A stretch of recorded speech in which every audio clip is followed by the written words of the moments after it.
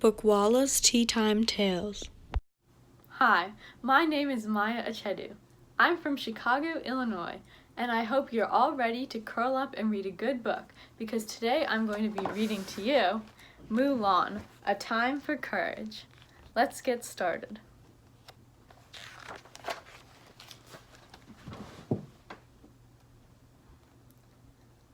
Long ago and far beyond the Great Wall of China, a young woman named Fa Mulan lived with her family. One day, the emperor's aide rode into town. "The Huns have invaded China," he announced. "One man from every family must serve in the imperial army." Mulan's father felt it was his duty to join the army, even though he had been injured in earlier battles. That night, he began to practice some fighting moves, unaware that Mulan was watching. Suddenly, a pain from an old wound shot through his leg, and he collapsed on the floor. Mulan knew that her father wouldn't be able to survive another battle. So she decided to disguise herself as a man and take his place. She cut her hair, put on soldier's clothing, and left in the middle of the night on her horse, Khan. But Mulan was not alone. The spirits of her ancestors sent Mushu, a tiny dragon, along to protect her.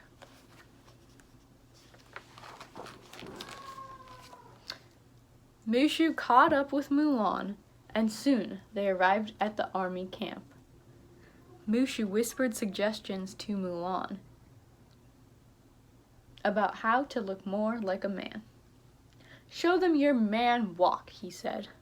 "Shoulders back, chest high, feet apart, head up, and strut." "I don't think I can do this," whispered Mulan. "It's all about attitude," Mushu told her. Mulan took a deep breath, gathered her courage, and walked into camp. She looked ridiculous, but she did her best.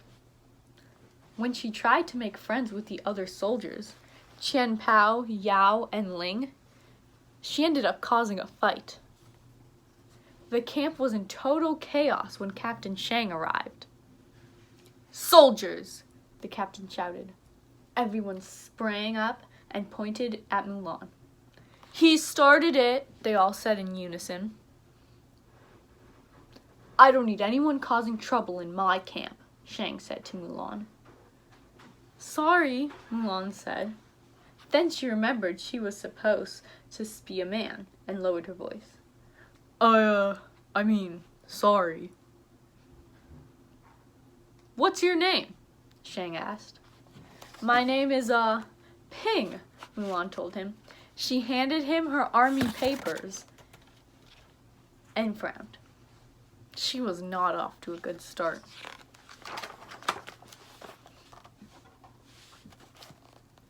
Captain Shang was a skillful leader, and he taught Mulan and the others. Mulan felt clumsy and inadequate. She worked as hard as she could. She didn't want anyone to find out she was a girl. Shang led the recruits through a series of grueling training exercises to help them prepare for battle. One of the lessons involved retrieving an arrow from the top of a pole with the heavy bronze disc tied to each wrist. One represents discipline, the other strength, Shang said of the discs. You need both to reach the arrow. No one was able to do it. Finally, after several attempts, Mulan had an idea. She pulled the weights onto her wrists, looped them together, and used them to hoist herself to the top. She had done it! All the soldiers admired Mulan's determination.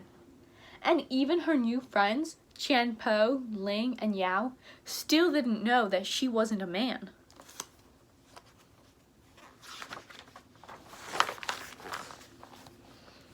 After much training, Shang led the soldiers to the Tungshu Pass to meet the rest of the army. When they arrived, they discovered that the army had been defeated, and none of the soldiers had survived. Shang was especially upset when he realized that his father, the general, had been killed. "I'm sorry," Mulan said, trying to comfort him. Shang composed himself and turned to his shoulders. "The Huns are moving quickly. We're the only hope for the Emperor now. Move out," he ordered.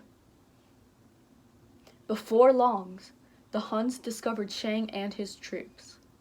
Hundreds of them raced over the mountaintop, firing arrows at Shang's small band of soldiers. Mulan seized a cannon and ran right towards the Huns. When she had almost reached their leader, Shan Yu, Mulan aimed the cannon above his head. The rocket hit the mountains behind them and caused a huge avalanche. Snow tumbled down quickly, burying the enemy. That's the end of part 1. Be ready for part 2.